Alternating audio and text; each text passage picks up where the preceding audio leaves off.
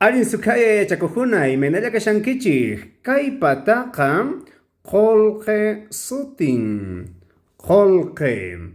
Como por ejemplo, vamos a poner una oración y vamos a decir Sapap unchay,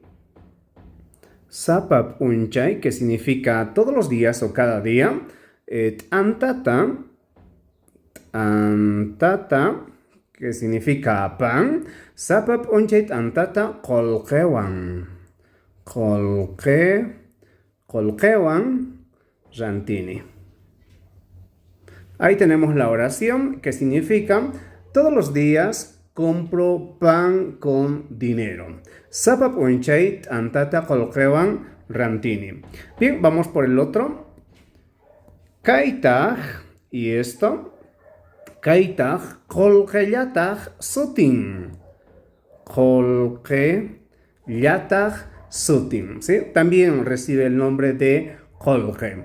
Entonces vamos a poner otro ejemplo y vamos a decir Qoya runa. Qoya runa significa minero, ¿ya? El minero. Entonces, qoya runa qolqeta orqomanta orqon. Así. Entonces decimos Qoya runa qolqeta orqomanta orqon, que significa el minero extrae plata del cerro.